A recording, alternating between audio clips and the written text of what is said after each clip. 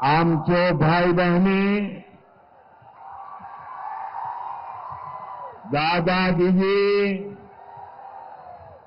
आपण सपाय मन के मोचो बाटले, जोहार, राम राम। मां दंतेश्वरी की पावन धरा को मेरा प्रणाम। आप विराजिए दोनों साथी।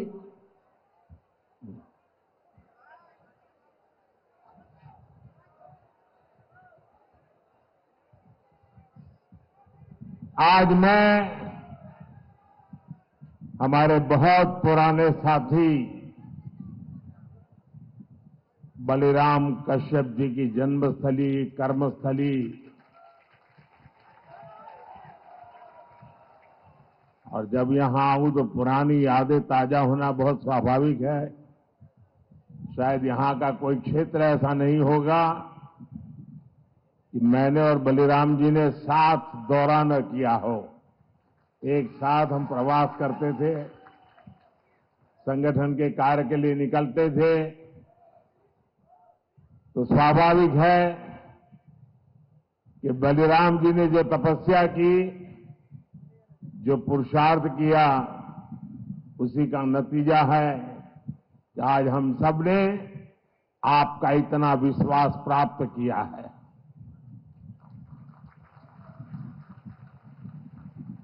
प्यारे भाइयों बहनों,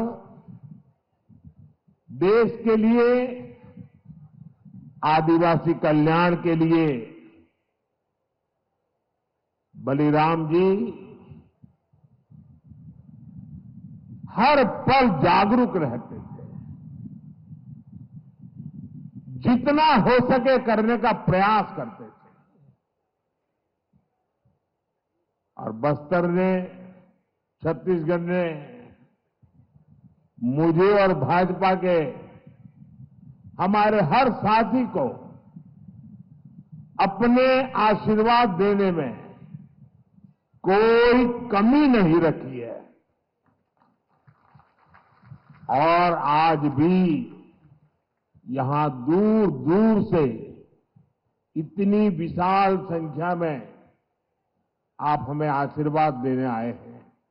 मैं उधर रेलिंग के बाहर भी बहुत बड़ी तादाद में चारों तरफ लोगों को देख रहा हूं।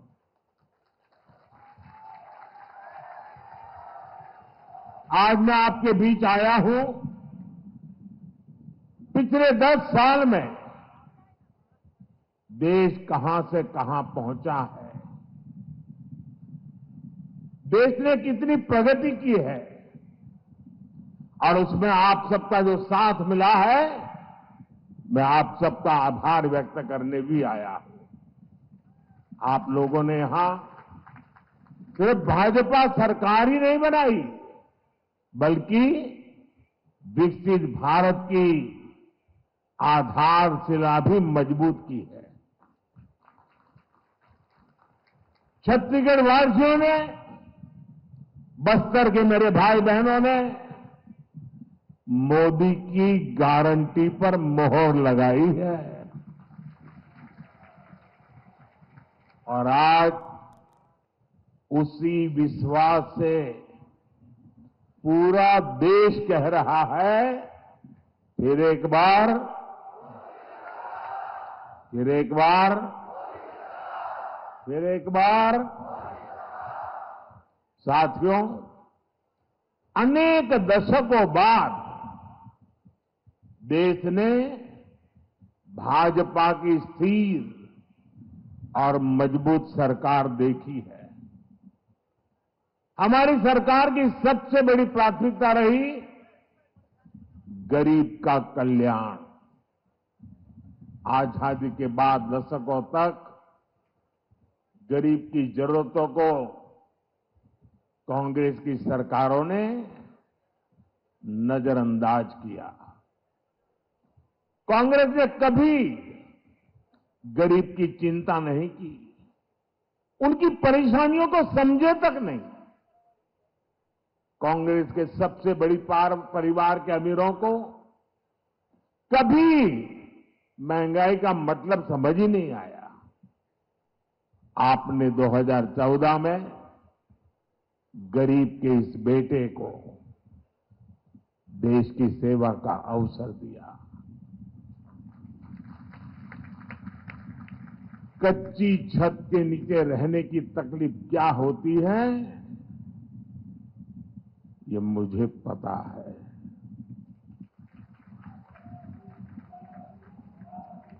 जब घर में राशन नहीं होता तो एक मां पर क्या बीतती है, ये मुझे पता है।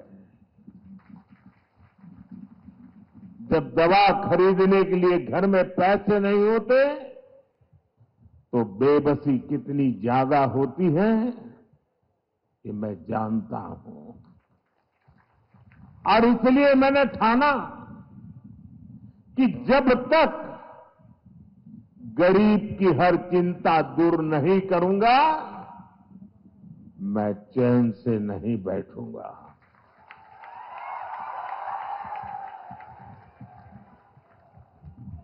हमारी सरकार ने गरीब के लिए एक एक करके ऐसी योजनाएं बनाई, गरीब को उसका हक दिया। आज सरकार के इन प्रयासों का ही नतीजा है कि देश में 25 करोड़ से ज्यादा लोग गरीबी से बाहर निकले हैं। साथियों, गरीबों के लिए भाजपा ने कैसे काम किया, इसका बहुत बड़ा गवाह हमारा ये बस्तर है। बस्तर के बारे में तो कहा जाता है, मावा बस्तर, सोबले बस्तर।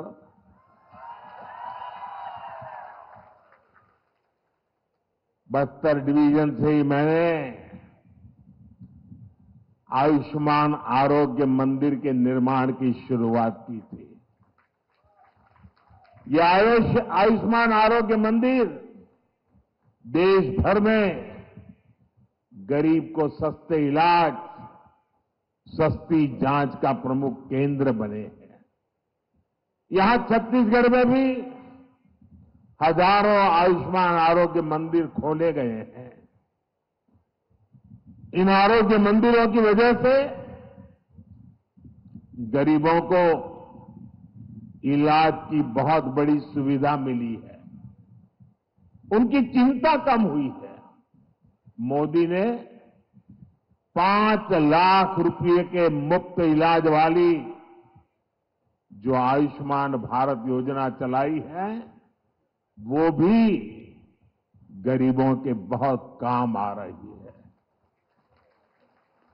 हम अपने यहां जानते हैं, चाहे वो आदिवासी बस्ती हो या शहर हो, घर में मां कभी बीमार हो जाती है ना, तो घर में किसी को पता नहीं चलने देती कि वो बीमार है। कितनी पीड़ा हो, मां सहती रहती है। उसके मन में एक ही बात होती है, चलिए धीरे धीरे ठीक हो जाएगा। अगर परिवार में बच्चों को पता चलेगा कि मां को बीमारी है, मां को तकलीफ है, तो वो अस्पताल ले जाएंगे, बहुत खर्चा हो जाएगा, संतानों के सर पे कर्ज लग जाएगा। और इसलिए मां सोचती थी, अब कितने दिन लंबे जीना है, चलिए मुसीबत भोग लेंगे, लेकिन बच्चों पर बोझ नहीं बनने दूंगी। ये हमारी हर माता सोचती थी, सहती। तब आपके इस बेटे ने सोचा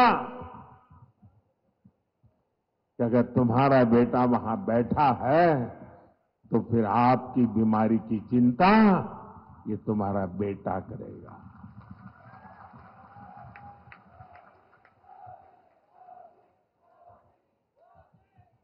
देश के करोड़ों गरीबों ने इस योजना की वजह से अस्पताल में मुफ्त इलाज कराया है। इस योजना की वजह से गरीबों के 1,30,000 करोड़ रुपए से ज्यादा खर्च होने से बच गए हैं, जो उनको बीमारी के लिए खर्च करना पड़ता। मोदी ने जो 11,000 से ज्यादा जन औषधि केंद्र खोले हैं, उन पर 80% छूट के साथ दवा दी जाती है। 80% डिस्काउंट। इससे भी गरीबों के 30,000 करोड़ रुपए दवाई खरीदने में जो खर्च होता था ना, उसमें बचत हो गई है। इसलिए ही आज देश का गरीब कह रहा है, खर्च कम कराए, बचत बढ़ाए, बार बार, फिर एक बार, बचत बढ़ाए बार बार, फिर एक बार। साथियों, दुनिया में 10 साल का सबसे बड़ा महासंकट आया, कोरोना, कोविड। लोग कहते थे, भारत कैसे बचेगा? भारत के गरीबों का क्या होगा? कांग्रेस के अमीरों की सरकार के समय देश में बीमारी का टीका आने में दशकों लग जाते थे। मोदी ने कहा कि मैं अपने देश के हर गरीब के साथ खड़ा हूं। मैं गरीबों को मुफ्त वैक्सीन भी दूंगा, मैं गरीबों को मुफ्त राशन भी दूंगा। ऐसे समय में जब दूसरे देशों में कोरोना का एक एक टीका हजारों रुपये में लग रहा था, मोदी ने आपको मुफ्त टीका लगवाया। ऐसे समय में जब दूसरे देशों में खाने के लिए हाहाकार मचा था, मोदी ने अपने गरीब भाई बहनों के लिए मुफ्त राशन की दुकान खुलवा दी। मुफ्त राशन, मुफ्त वैक्सीनेशन पर मोदी ने 4 लाख करोड़ रुपए से ज्यादा खर्च किए। और इतना ही नहीं, मुफ्त राशन की योजना को मोदी ने अगले 5 साल तक और बढ़ा दिया है। आने वाले 5 साल भी मोदी ये मुफ्त राशन की सेवा करता रहेगा। और इसके कारण गरीब का ये पैसा बच रहा है। और जब पैसा बचता है तो जिंदगी के कई सारे सपने पूरे करने को काम आता है। और इसलिए आज हर कोई कह रहा है कि मोदी के कारण, उनकी योजनाओं ने खर्च कम कराए, बचत बढ़ाए बार बार, फिर एक बार। साथियों, कांग्रेस की सरकार के समय भ्रष्टाचार ही देश की पहचान बन गई थी। और भ्रष्टाचार से अगर सबसे ज्यादा नुकसान किसी का होता है तो गरीब का नुकसान होता है। भ्रष्टाचार गरीब का हक मारता है। 2014 से पहले लाखों करोड़ रुपए के घोटाले होते थे। कांग्रेस की सरकार में दिल्ली से 1 रुपया निकलता था और सिर्फ 15 पैसा गांव तक पहुंचता था। और ये मैं नहीं कह रहा हूं, कांग्रेस के ही प्रधानमंत्री ने कहा था कि दिल्ली से हम 1 रुपया भेजते हैं, 15 पैसा ही पहुंचता है। अरे भाई बताओ ना, वो कौन पंजा था जो 85 पैसे मार लेता था?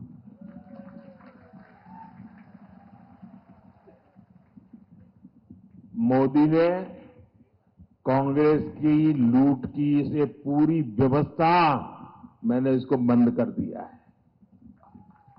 भाजपा सरकार ने अपने 10 साल में 34 लाख करोड़ रुपए, आंकड़ा याद रखिए, 34 लाख करोड़ रुपए सीधे लाभार्थियों के बैंक खाते में भेजे हैं। दिल्ली से 1 रुपया भेजा, पूरे 100 पैसे गरीब के खाते में जमा हो गए।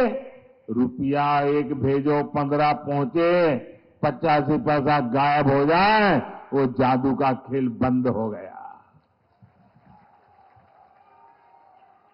और जब डायरेक्ट पैसा जाता है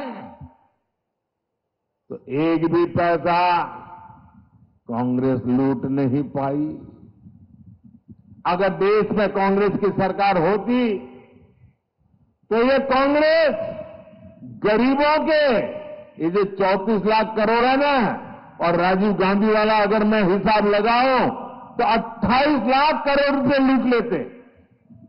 34 लाख करोड़ में से 28 लाख करोड़ गायब हो जाते। आजादी के बाद से कांग्रेस समझती थी कि उसे देश को लूटने का लाइसेंस मिला हुआ है। 2014 में सरकार में आने के बाद मोदी ने कांग्रेस की लूट का लाइसेंस ही कैंसिल कर दिया है। और मोदी ये लाइसेंस इसलिए कैंसिल कर पाया क्योंकि आपने मोदी को लाइसेंस दिया था।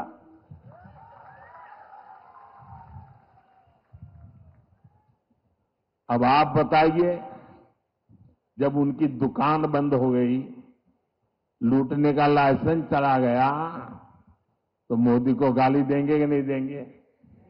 देंगे कि नहीं देंगे? तो मेरी रक्षा कौन करेगा? मेरी रक्षा कौन करेगा? मेरी रक्षा कौन करेगा? ये मेरे कोटि कोटि देशवासी ही, मेरी माताएं बहनें आज मोदी का रक्षा कवच बन गई है।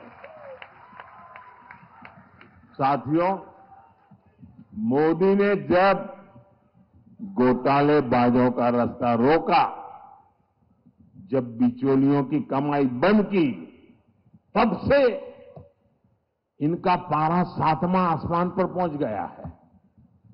ये मोदी के साथ बढ़ के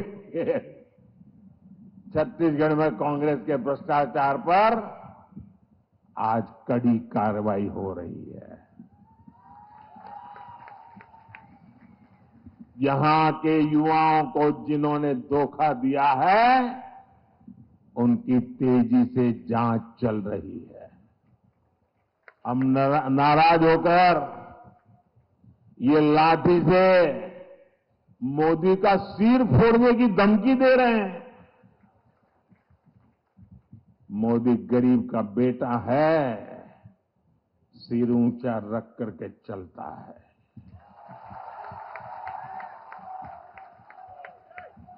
मोदी इनकी धमकियों से डरने वाला नहीं है। आप मुझे बताइए, गरीबों को जिन्होंने लूटा,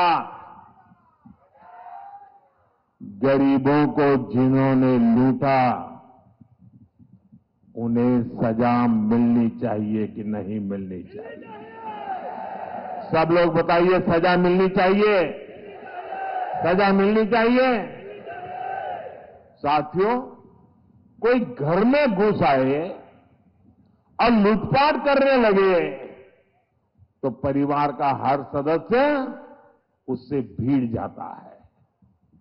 मोदी के लिए तो मेरा भारत, मेरा परिवार है।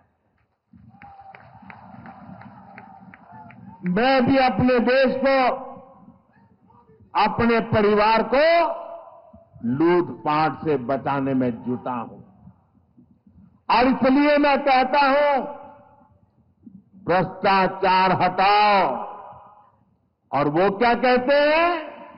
वो कहते हैं भ्रष्टाचारी बचाओ। चुनाव की रैलियां नहीं कर रहे हैं, भ्रष्टाचारी को बचाने की रैलियां कर रहे हैं। लेकिन ये सारे लोग कान खोल के सुन ले, ये मोदी को कितनी भी धमकियां दे दें, भ्रष्टाचारियों को जेल जाना ही पड़ेगा। ये मोदी की गारंटी है। भाइयों बहनों, रामनवमी बहुत दूर नहीं है। इस बार अयोध्या में हमारे रामलला टेंट में नहीं बल्कि भव्य मंदिर में दर्शन देंगे। 500 साल बाद ये सपना पूरा हुआ, तो इसकी सबसे अधिक खुशी प्रभु राम के ननिहाल छत्तीसगढ़ को होना बहुत स्वाभाविक है। लेकिन कांग्रेस और इंडी गठबंधन राम मंदिर बनने से बहुत नाराज है। कांग्रेस के शाही परिवार ने राम मंदिर की प्राण प्रतिष्ठा का न्योता ठुकरा दिया। कांग्रेस के जिन नेताओं ने इस कदम को गलत बताया, उन्हें पार्टी से निकाल दिया गया। और एकाध दो जो अगर वहां पहुंच गए प्राण प्रतिष्ठा में, प्रभु राम के चरणों में सर झुकाया, तो उनको 6 साल के लिए पार्टी से निकाल दिया। ये दिखाता है कि कांग्रेस तुष्टीकरण के लिए किसी भी हद को पार कर सकती है। कांग्रेस ने जो घोषणा पत्र बनाया है, उसमें भी मुस्लिम लीग की छाप है। साथियों, कांग्रेस को आज भी देश के लोगों की जरूरत से कोई लेना देना नहीं है। ये भाजपा सरकार है जो हर गारंटी जमीन पर उतार रही है। अभी हमारे मुख्यमंत्री जी बड़े विस्तार से बताते थे, यहां की भाजपा सरकार ने धान किसानों के बकाए रकम को चुकाने की गारंटी पूरी कर दी। तेंदुपत्ता संग्राहों को दी गारंटी पूरी कर दी। मैं यहां की बहनों को विशेष बधाई दूंगा, महतारी वंदन योजना का लाभ मिलने लगा है। और मेरे साथ मुख्यमंत्री जी ने बताया, काशी बाबा के धाम से मुझे इस योजना में भागीदार बनने का कार्यक्रम में साथ आने का मौका मिला था।